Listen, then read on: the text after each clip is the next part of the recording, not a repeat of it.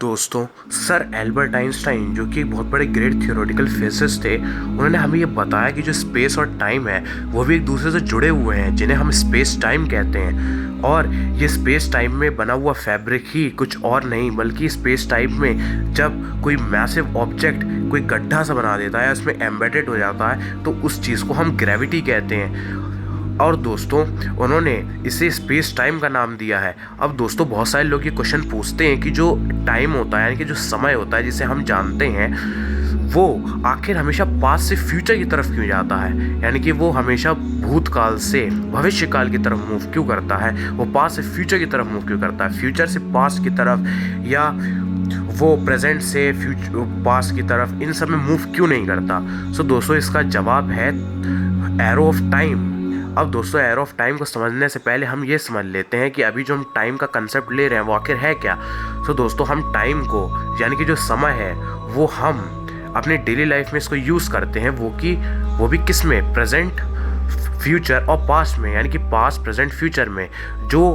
अभी आप जिस समय में जी रहे हो और जो काम अभी आप कर रहे हो उसे हम प्रेजेंट कहते हैं, और जो आप पहले कर चुके हो और जिस चीज़ को आप कभी बदल नहीं सकते वो पास्ट होता है, और जिस चीज़ को आप आगे चल के करने वाले हो या आगे चल के आप कोई भी चीज़ करना चाह रहे हो वो फ्यूचर होता है। और इसी चीज़ को हम बचपन से पढ़ते हुए आ रहे हैं कि जो बीता हुआ जो समय है वो पास्ट है, और अभी है जो वो प्रेजेंट है, और जो आने वाला है वो फ्यूचर है। और इसी को हम एरो ऑफ टाइम कहते हैं, यानी कि एरो ऑफ टाइम कुछ और नहीं बल्कि टाइम का फ्लो होता है जो कि पास्ट से फ्यूचर की तरफ हो रहा होता है, यानी कि भूतकाल से भविष्य काल की तरफ। लेकिन आखिर ऐसा क्यों है, यानी कि एरो ऑफ टाइम जो है यानी कि जो फ्लो ऑफ टाइम है वो हमेशा पास्ट से फ्यूचर की तरफ क्यों होता है। सो दोस्तों, उसका जवाब हमें 3 चीज़ें देती हैं: thermodynamical arrow of time,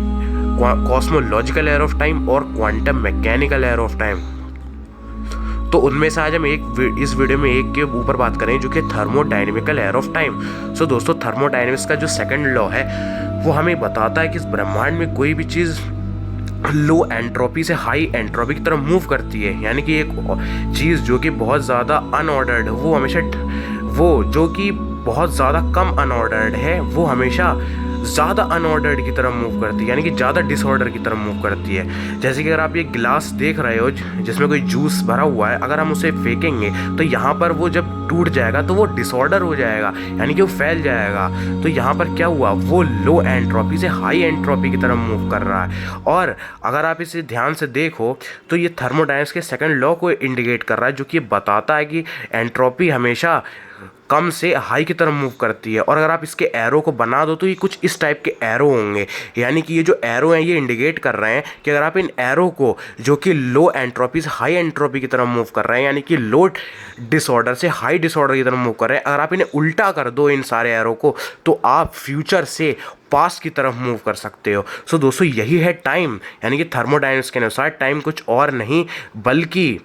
low entropy से हाई एंट्रोपी की तरफ है, और इसे ही हम कहते हैं एरो ऑफ टाइम, जो कि थर्मोडायनेमिकल एरो ऑफ टाइम है। और अगर हमें फ्यूचर से पास्ट की तरफ मूव करना है तो हमें इसी थर्मोडायनेमिकल एरो ऑफ टाइम को उल्टा करना होगा, जो कि पॉसिबल नहीं है। इसलिए टाइम हमेशा पास्ट से फ्यूचर की तरफ मूव करता है।